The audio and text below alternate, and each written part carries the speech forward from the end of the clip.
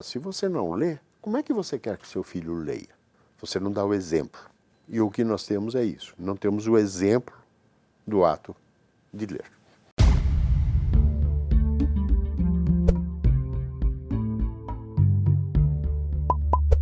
O Canal Brasil, direto aqui dessa livraria tão bonita, conversa agora com Pedro Hers, que é presidente do Conselho da Livraria Cultura. Pedro, obrigada por receber a gente.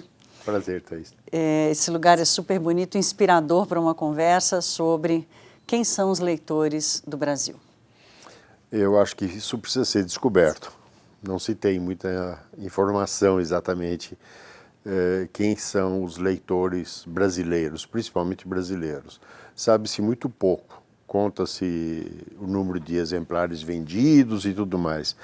E não se sabe muita coisa o que o leitor, aquele que compra um livro, se ele leu o livro. Ou seja, nós estamos vivendo agora a Bienal do Livro, que está por aí, e vende-se bastante, segundo eu leio, mas as pessoas leem o que adquirem? Esta é uma pergunta que eu não sei responder e que me faço já há muitos anos. E a maioria das pessoas compra. Eu, por exemplo, compro, eu estou cheio de livros para ler, não dou conta de ler. Acho que com você é a mesma coisa, com todos. Então a gente não tem exatamente esse perfil e o que acontece, quem lê, a que horas lê, por que lê, etc. Então eu acho que o que gosta de ler. O que gosta. O que Isso gosta é uma coisa variável, perfil, né? Não? Enfim... O que gosta de ler, dá para ter um perfil, ser mais livro de autoajuda? Eu acho que você tem modismos. Em tudo que é coisa que existe, a gente tem modismo na música, na arte, na leitura. Hoje você tem livro de blogueiros que vendem muito bem, mas isso faz um leitor. Eu acho que existe uma pessoa que fez leitor no mundo, que no meu livro eu até aplaudo e faço minhas homenagens, que é a J.K. Rowling, do Harry Potter. Esta mulher fez leitores. Literalmente, eu tenho depoimento de vários pais cujos filhos não liam até o surgimento do Harry Potter. A partir da leitura do primeiro Harry Potter, esses filhos, que hoje acho que talvez já sejam até pais de filhos, formaram leitores. E isso é muito legal, é muito difícil.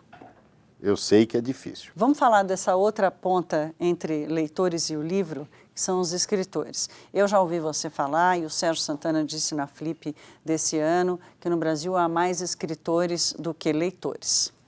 Difícil, não se sabe exatamente, de novo, quantos escritores temos e quantos leitores, é difícil. É comum você ter estímulos para, depois de se aposentar, qualquer coisa, contar suas memórias, o que você aprendeu, o que você deixou de fazer, uma viagem que você fez.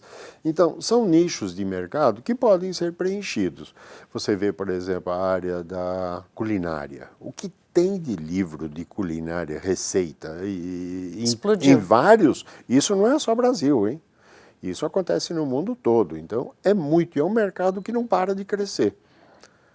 Porque eu não sei exatamente, porque acho que as pessoas têm fome, né? Talvez por isso. É gostoso, eu não cozinho, mas tem gente que não para de comprar livros de culinária para pegar uma receita nova. As receitas muitas vezes são até gratuitas, né? Estão disponíveis em várias mídias. Então, são perguntas que eu não sei responder, realmente não sei. Um fato é que as pessoas estão com um tempo escasso para tudo. Ninguém vai expandir o dia. O dia continuará tendo 24 horas, nem um segundo a mais, nem a menos. No entanto, as ofertas de entretenimento, ou não, são enormes. O tempo que se consome com coisas inúteis no Brasil, por exemplo, mídias sociais, é um tempo enorme. Eu não sei exatamente quanto, eu não faço parte, mas aqueles que dedicam um tempo fantástico e não conseguem ler um livro, porque estão o dia inteiro. Não, é interessante porque, assim, antes de haver as redes sociais, esse tempo estava dedicado talvez à televisão, né? Mas já não é que o livro perdeu para as redes sociais, o livro já não fazia parte, né? Talvez a rede social tenha ocupado um espaço que estava direcionado para outros prazeres e lazeres que não um livro? Talvez. Eu acho que tem uma coisa que me chama a atenção no decorrer do tempo, que é a dificuldade de ouvir. Ler é uma atividade solitária e você precisa ficar calado, ouvindo o que o outro está te dizendo numa mídia que não é oral. Ficar em silêncio o tempo que for necessário, cada um vai dizer quanto. Focado, concentrado. Focado e ouvindo o que o escritor ou a pessoa, seja lá qualquer coisa escrita. Mas requer que você fique calado. Hoje nós vemos o seguinte, você entra no elevador, 100% dos passageiros desse carro, desse elevador, não cumprimentam, não falam bom dia, boa tarde, boa noite, mas estão falando, não oralmente. Estão escrevendo, estão falando. Será que estão ouvindo o que vem na resposta? resposta? Exatamente. Esta é a questão. Esta é a pergunta. Será que estão ouvindo? Então, eu acho que é um grande déficit nas pessoas de não saber ouvir. A Cláudia Costin, ela deu uma entrevista aqui para um Brasil, ela é uma das maiores especialistas em educação, certamente do Brasil, mas com certeza figura ali entre os maiores especialistas em educação do mundo, né? Ela é ouvida, faz parte de fóruns internacionais e tal. E ela tem esse diagnóstico, esse triste diagnóstico de que a gente é um país de não leitores e elites não leitoras. Você identifica essa não separação entre o que não é ser, o que é ser um não leitor no Brasil? Sim, porque não é uma questão de ter dinheiro para comprar. Cada vez mais as pessoas não ouvem. Elas falam compulsivamente o tempo todo. Fala-se livro parar, não se ouve. E isso acontece com as elites também, que têm condições de comprar livro. Em qualquer classe social, independe se pobre ou rico, qualquer raça, qualquer credo, qualquer coisa. É o tempo inteiro. Quem nasceu primeiro? Foi o analfabetismo intelectual, que não faz leitores, ou não ter leitores cria analfabetos intelectuais? Eu acho que essa sua pergunta é interessante porque você obriga a pensar no conteúdo. Se eu tenho uma coisa que te faz pensar, é uma coisa que as pessoas têm dificuldade de pensar, porque elas não param para pensar. Elas compulsivamente, você faz uma pergunta, já a resposta vem assim, porque você tem que refletir um pouco. E as pessoas estão com muita dificuldade para isso. Por quê? Porque eu não sei exatamente por quê, mas eu acho que a má qualidade da nossa escola reflete isso. Aí então você vai num médico que diz que é estresse. Déficit de atenção. Déficit de atenção, ou é uma virose, ou qualquer nome assim, qualquer um. Enfim, é isso um pouco, né? É um não saber. O não saber te remete ao não entender. E aí você abandona.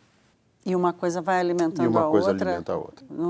A gente mal consegue chegar na origem desse problema. Com certeza. Acho que assim, eu não sou um especialista, mas é meio lógico, acho. Vamos falar um pouquinho do mercado da leitura, ou que proporciona a leitura, que é o seu mercado. Como é que você está vendo esse mercado hoje no Brasil? Olha, nós temos uma crise que já vem há anos aí, está sendo extremamente difícil para a indústria.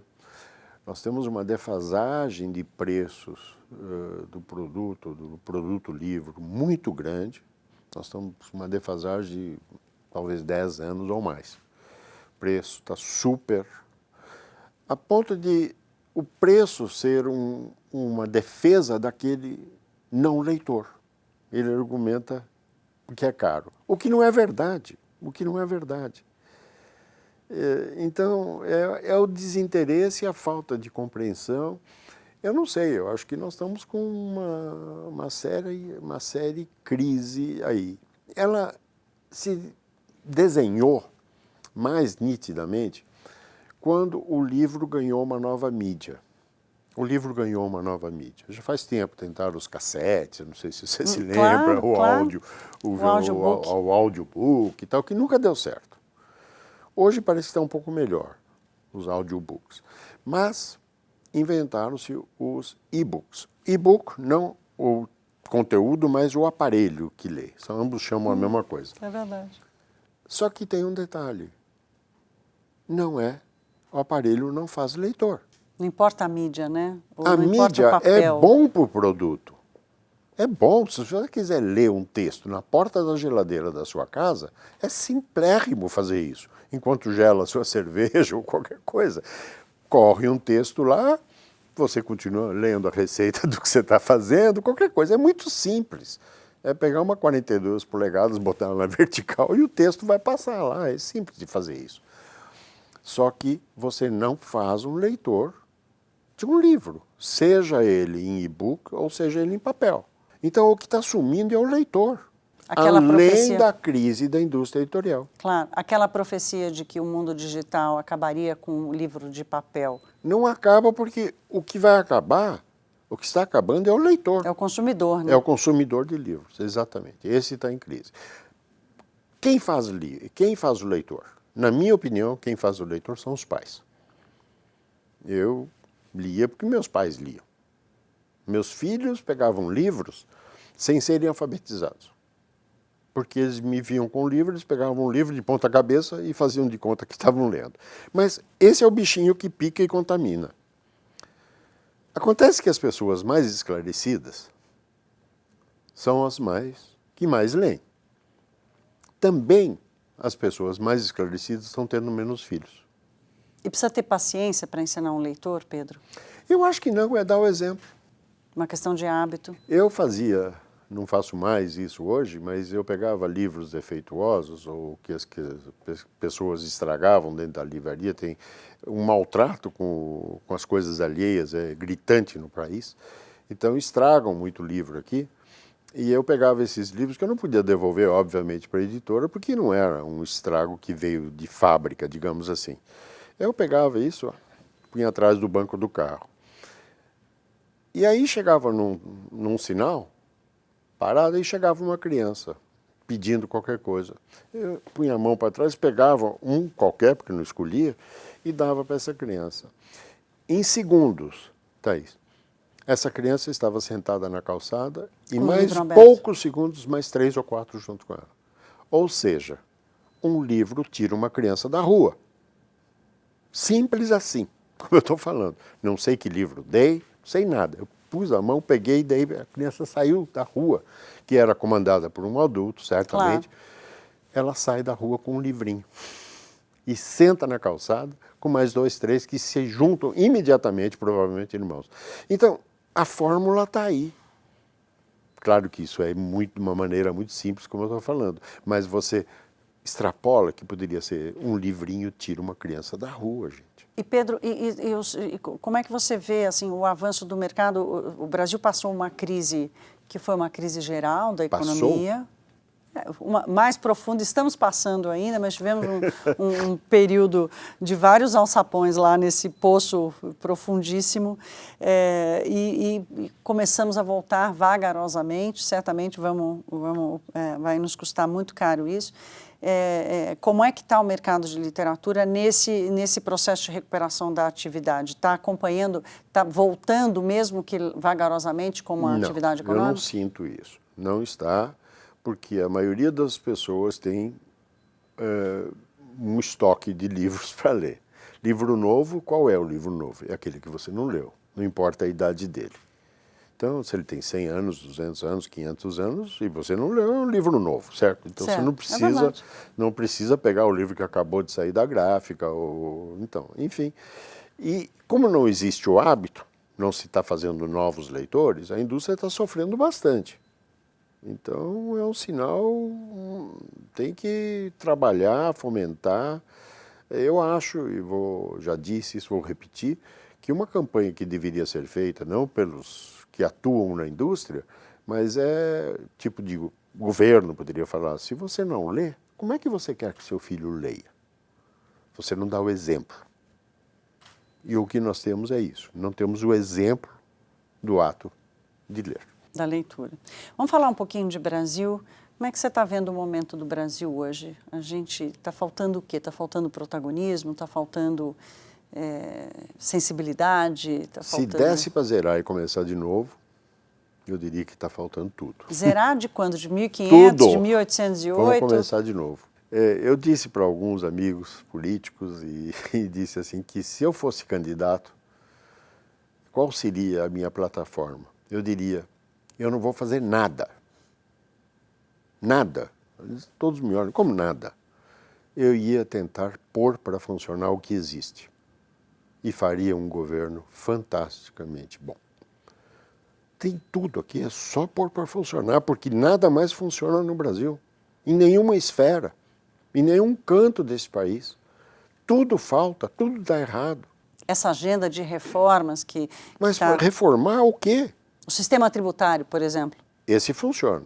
Para arrecadar. Exatamente. Não para pagar. Exatamente. Para pagar ele é péssimo. Exatamente, ele funciona. A arrecadação é uma coisa, uma máquina que foi construída, não sei, governo Fernando Henrique talvez, que um sistema de arrecadação, seja municipal, estadual, federal, Sim. Funciona para chuchu. Aí de você ficar devendo, eles vão te buscar em casa. Então é uma coisa que funciona. Agora, o resto não funciona mais. Eu me pergunto às vezes, e faço a pergunta para você, não para você responder. Não, até porque você é o entrevistado hoje. Na sua percepção, o que funciona no Brasil? Para todos os brasileiros. Ponto. Não é para responder. O que funciona no Brasil para todos os brasileiros? Não sei, porque ainda não achei. Não tem nada que você identifique assim que... Bem poucas o empreendedorismo... Coisas. Uma mão sobra dedo. O empreendedorismo... Acho que a arrecadação tributária é uma coisa que funciona. Acho que a imunização infantil funciona. Eu já vi gente... Funcionava até agora, né? Agora nós estamos tendo um retrocesso. De funcionar. A apuração eleitoral funciona. Não estou dizendo que o sistema, que eu estou de acordo com o sistema, mas a apuração funciona. Eu não concordo com o modelo político. Eu acho que o nosso presidencialismo aí, que está aí de coalizão, esse é um modelo que já não deu certo e nós temos que admitir isso. Ou seja, já é dito, fala-se, mas ninguém propõe uma coisa nova. Ninguém propõe, já se propôs um parlamento que não deu certo. Seria a hora de tentar de novo uma coisa que funciona? O compromisso dos políticos é zero. Como é que você está vendo as instituições no Brasil, Pedro? Porque a gente começou a falar de crise institucional, ao mesmo tempo há um reconhecimento institucional no Brasil, especialmente por causa da Lava Jato, né? Porque os processos foram levados ao cabo, né? E nós estamos vendo aí situações como a prisão do ex-presidente Lula e tal, que eram absolutamente impensáveis, um mega empresário ter passado tanto tempo, talvez um dos homens mais ricos do Brasil ter passado tanto tempo preso. Você enxerga conflito entre crise institucional e avanço institucional, ou tem mais avanço do que crise? Eu acho que há uma crise, sim, há uma briga, inclusive, entre os poderes. E o que eu sinto, por exemplo, que a economia se separou do governo. Isso acontece também fora. É interessante a economia americana. Li hoje, mais precisamente, que o país está em pleno emprego, a economia crescendo, e tem um governante lá que a maioria não o quer. Então, a separação do poder político do econômico é gritante. Então, nós somos capazes de tocar um país onde não se trabalha junto, é uma equipe? Será? Eu tenho dúvidas se isso funciona. Talvez a gente não conheça o custo disso ainda, porque exatamente. É uma era inédita no mundo, né, dessa separação. Se separou dos demais poderes. Do poder judiciário, do econômico, do social, enfim, está tudo separado. E um governo, eu entendo que são várias equipes trabalhando juntas, cada um na sua área. Criando políticas públicas para o funcionamento do país, né? Que a máquina funcione, né? A máquina brasileira é tão obsoleta, que cada dia precisa mais recursos para mantê-la funcionando. É uma ilusão, porque ela é tão arcaica e tão obsoleta que jamais o dinheiro será suficiente para mantê-la funcionando. Só um cego não vê isso. Pedro, você espera um salvador da pátria que possa aparecer e salvar o Brasil desse momento de fragmentação, de polarização, de radicalização? Eu acredito que se surgir aquilo que eu disse, de que ele não vai fazer nada, só vai botar para funcionar o que já existe, fará o melhor dos governos. Porque não tem mais nada que funciona. A nível de transporte, a nível de educação, a nível de saúde, nós estamos numa marcha ré Eu vi ontem que vão cortar as bolsas. O saber está sendo tirado. Gente, o saber, a universidade, as bolsas precisam existir. Elas existem fora, exemplos precisam. Você não faz uma coisa num interruptor que você liga e desliga com o saber. São anos e anos de pesquisa. Talvez seja esse o motivo pelo qual as doenças que estavam erradicadas no Brasil estão voltando. Gente... As distorções estão criando brechas para males que a gente achou que não fosse mais viver. Me parece que a lei no Brasil foi feita para ser violada. A lei é feita para ser violada. Será? Você fala em... Lei que pega, lei que não pega. É, isso que eu ia te perguntar. Que coisa... Quando você fala que se você fosse candidato, você seria um candidato de não fazer nada, mas, por exemplo, para a lei pegar, será que era preciso uma liderança mais forte, como a de um salvador da pátria? Eu não sei se... É a base da confiança, da percepção da liderança? Ser humilde e ter a coragem de dizer para o antecessor o que ele fez foi uma coisa boa e tem uma ideia que eu posso incrementá-la. Isso inexiste no Brasil. Tudo que o antecessor fez não presta. Então São ciclos de heranças malditas, né? Exatamente. Tudo que o antecessor fez não presta. Isso é impossível. Eu tenho uma ideia que eu posso melhorar aquilo que você fez. E vamos tocar o barco, tem uma direção. A cada governo que entra se desfaz tudo que o antecessor fez. Hoje há uma discussão sobre educação cívica, né, que era uma coisa que eu acho que até a minha geração era obrigada na escola, com o intuito de formação de patriotas. Você acredita nesse caminho? Você acha que realmente faz falta uma noção de patriotismo? Acho que faz falta, porque a gente não tem nada para se orgulhar. Essa semana roubaram uma medalha de ouro no quase prêmio Nobel de matemática. Gente... Num evento, teoricamente, de intelectuais, né? Sabe, para ganhar esse prêmio, aplausos para ele. O que ele estudou, sabe? Mais do que um músico que estuda horas em se apresentar por dia. Quanto estudo, e nós vamos lá e roubamos isso. Gente, às vezes sabe, tenho vergonha de ser brasileiro. A gente está vivendo um período de fuga de brasileiros, famosos e aqueles que conseguiram juntar alguma poupança, algum patrimônio, que estão indo, talvez um êxodo como a gente não viu no período recente. Você gostaria de ir embora do Brasil? Você tem um laço com o Brasil, até pelo seu negócio? Eu tenho um laço com o Brasil, eu sou nascido aqui, sou filho de alemães, eu tenho dupla cidadania, meus pais eram alemães, fugidos do nazismo, e eu sou já made in Brasil, nascido aqui. Mas eu tenho também a cidadania alemã, eu posso morar lá a qualquer momento.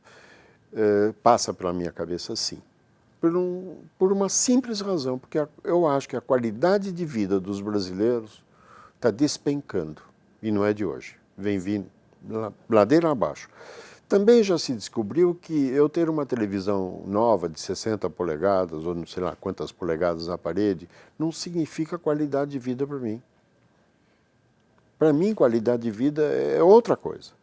Entende? Quanto a qualidade de vida for projetada para ser material, eu acho que o nosso fim está próximo.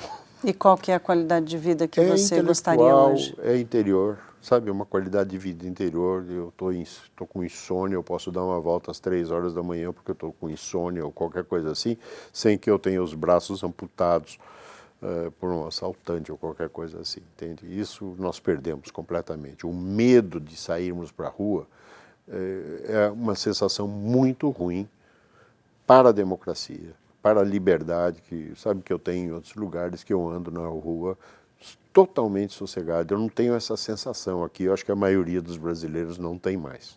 Você falou em democracia, eu quero trazer aqui o assunto do diálogo. Como é que você está vendo a qualidade do diálogo hoje no Brasil? A palavra do ano é a narrativa, que pressupõe, a narrativa nasce de um diálogo, de uma situação em que pessoas estão discutindo. Como é que você está vendo hoje o diálogo Muito mal, no Brasil? porque não se ouve. Como é um diálogo se não tem ouvintes? Então é um monólogo, não é mais um diálogo. Nós temos monólogos, infelizmente. E essa construção dessa qualidade de vida que você coloca, você não tem esperança de que possa mudar, de que a gente tenha realmente chegado no fundo do poço sem alçapão e que a gente pode, com essa consciência, construir uma unidade, uma percepção, um consenso? Tenho, acho que a esperança ela existe. Isso acontece que você fica mais velho e começa a ter pressa. Começa a ter pressa em viver essa coisa melhor. Todos nós pagamos muito para ter isso e não temos. E à medida que a idade chega, a minha não, meu pediatra está super contente comigo. Então, brincadeira. Então, você começa a ter pressa de ver a coisa melhor. E não se conserta isso em 24 horas. Se jogou fora muita coisa no Brasil. Você vê você consegue identificar o momento da piora mais acelerada que a gente sofreu? Por exemplo, em economia, a gente, os economistas, os analistas identificam ali o finalzinho do segundo mandato do governo Lula e certamente o governo de Dilma. Eu acho que esse é um marco, sabe? É um marco que está aí, entende? Eu não posso te dizer como foi a vida, a qualidade de vida, a não ser por livros, no século passado. Certo? Sei, mas na época que eu vivo. Então aí piorou bastante. Que meus amigos, sabe? Qual será o futuro dos nossos filhos, sabe? Seus filhos, meus netos e etc. Como será isso? Eu acho que tem muitos pais pensando em ir embora. O Brasil tem um slogan, Pedro, que diz: análises e discussões de um povo em busca de uma identidade. Qual é a atual identidade brasileira, na sua opinião? Puxa, que pergunta difícil. A identidade brasileira? Acho que eu não sei responder. Eu precisaria de um tempo para a gente fazer ou uma minissérie para começar a gravar. Mas pode ser um país de dupla personalidade ou de mais... Dupla? Tripla? Múltipla. Múltipla. Múltipla. Mas a múltipla personalidade tem a ver com diversidade? Tem. Acho que tem. Tem a diversidade, sabe? A falta de compromisso. Ninguém tem compromisso, não se cumpre mais horário. Como podem os cidadãos não ter compromisso? A maioria das pessoas não cumpre horário. Se nós combinamos um encontro num horário, temos um acordo. Eu respeito, você me respeita, acabou. Não se cumpre nada mais no Mas Brasil. isso é uma coisa de todas as gerações, né? Não é só da nova geração. As pessoas mais velhas também estão fazendo isso. Será que é uma meia-culpa, uma desculpa coletiva? Contamina. Você vê o Brasil, tem uma cláusula na Constituição, se não me falha a memória, que diz que somos todos iguais perante a lei. Né? É uma cláusula constitucional. Você acha que isso é verdade? Não, não é. Então, escuta, o que nós estamos fazendo aqui? Não somos iguais, estamos desrespeitando todos. Estão desrespeitando a lei. Você se aposenta de uma forma, eu me aposento igual. Agora, um juiz, um ministro, um presidente, um governador não se aposenta dessa forma. Então não somos iguais perante a lei. Então, botar para funcionar o que existe, sabe? Consertando certas coisas que tem que... Você tem alguma expectativa de que a gente tenha finalmente encarado, chegamos a um ponto que estamos encarando com mais transparência e até com mais questionamento essa divisão de oportunidades e privilégios no Brasil? Acho que está se discutindo mais, sim. Sabe? Parece que a ficha está caindo, sim. Sabe? As desigualdades não podem continuar do jeito que estão. Essas que mencionamos, que não somos iguais perante a lei, não é verdade isso. A aposentadoria que está aí todos os dias, sabe? Por que um se aposenta de uma maneira diferente do outro? Por quê? Qual é a razão lógica disso? Com menos tempo, mais tempo, enfim. Uma noção de direito adquirido, Exatamente. de várias castas, então, né? eu vejo um cenário ruim se a gente não arrumar essas coisas primeiro. Então, é um cenário difícil. Difícil para aqueles que vão ficar aqui, né? Porque nós vamos embora, porque nós vamos partir. Um momento qualquer nós partiremos, mas as crianças, os jovens, como é que eles vão viver assim, dessa forma? Pedro, aqui durante a entrevista você falou de várias coisas que têm te decepcionado aqui no Brasil. O que te orgulha no Brasil hoje? Me orgulha um pouco a capacidade musical do brasileiro. Eu acho de uma coisa tão fantástica como ele é criativo musicalmente. É um dom que acho que poucos povos têm. De uma crise faz-se um samba, sabe, de uma coisa bonita se fazem vários ritmos, né? Ritmos que nascem, morrem, normal, entende? Mas há uma criatividade musical extremamente interessante. Por exemplo, eu não consigo entender por que a bossa nova desapareceu. Na realidade, ela desapareceu, não sei por quê, porque ela é a música brasileira mais tocada no mundo. Menos aqui. Menos aqui. Então, eu não entendo muito bem essas coisas. Realmente eu não consigo, a minha percepção não enxerga tão longe. Mas eu não consigo entender essas coisas, que a música bossa nova você ouve em qualquer país que você, Ásia ou não, enfim, para onde você for, você ouve a bossa nova. Então, a bossa nova é um clássico. Todo compositor, todo autor, todo escultor quer ser um clássico. Qual é o pianista que não quer ser Chopin? Tá? Qual é o pintor que não quer ser Picasso? Qual é o escultor que não quer ser Rodin? Agora, a música toca o tempo todo. Então, é um clássico. Agora deixou. Por que mudou de nome? Eu não consigo entender. Minha capacidade, não sei. Eu aprecio música erudita, tem excelentes músicos no Brasil, é pouco difundido, poucas pessoas têm o hábito de ouvir música erudita. É o único gênero de música que eu ouço falar, eu não entendo. Eu só digo, você não entende porque não ouve. Por quê?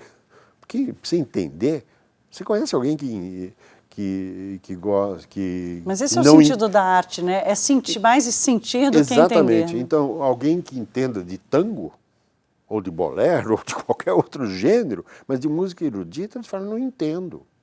Não entendo porque não fica quieto, né? Fica durante um concerto falando. É o que eu vejo bastante. Pedro, eu espero que você renove a sua esperança no Brasil aí pelos anos que virão, com a pressa que você espera que as coisas sejam resolvidas. Porque eu quero viver isso.